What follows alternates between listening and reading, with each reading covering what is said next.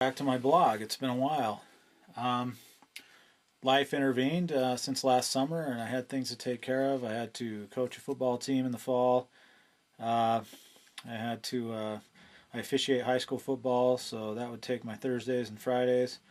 And then I messed up my knee playing in a turkey bowl around Thanksgiving, and had to have surgery in December. So anyway, now I'm back, ready to get going on this build. Um, some things have changed, but it's all good. You may remember this. I have successfully tapered the fretboard. It's all inlaid and tapered, looks good. Uh, Really happy about it. Now it's time to fret the thing. Fretwork is interesting because it's a bit of an art, and it's a skill that's got to be practiced probably before you attempt it. And I got lots of practice before I'm going to attempt to fret this fingerboard. Anyway, there's tools that you need to do this right. The most basic tool that you need is a fretting hammer.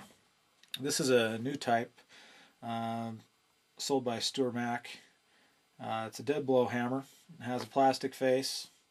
It's actually a little rubbery almost, and it's got, I think this is brass. It won't hurt the fret, and because it's a dead blow, it won't bounce as much when you're pounding on the fretboard. Anyway, so that's really handy.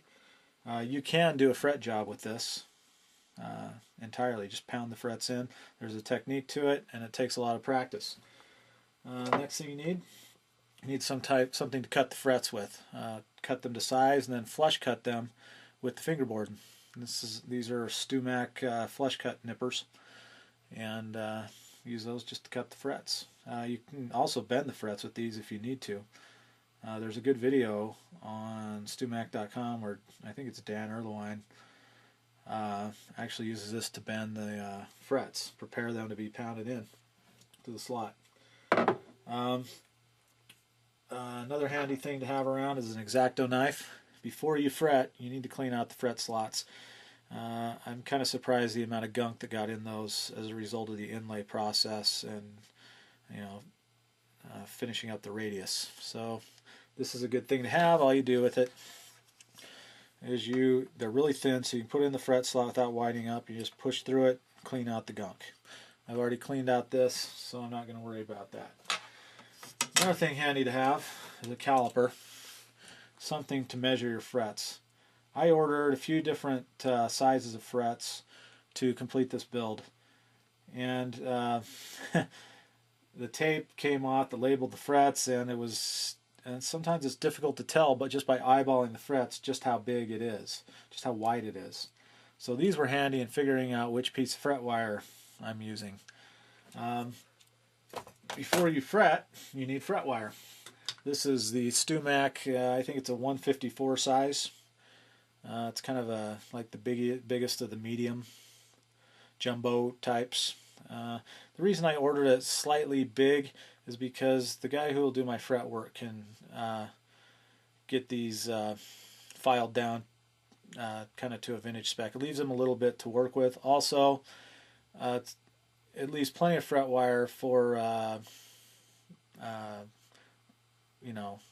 leveling the frets, so you don't have to refret the guitar so quickly. There's plenty of fret wire to work with. One thing that you need to do before you're going to be able to pound those frets in is you're going to need to radius. Alright, you see how? Radius the fret wire. I built a special tool for this, a fret bending tool, and it has radius my fret wire. I'm going to take a separate video for that and show you how that works and how I build it. But you can see, works pretty good. Alright. This stuff is acetone.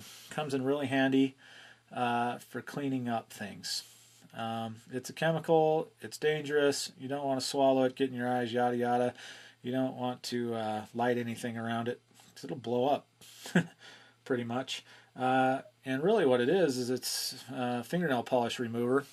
This is just more of an industrial strength version, but you can use fingernail polish remover. You've got to have this for the method I'm going to use.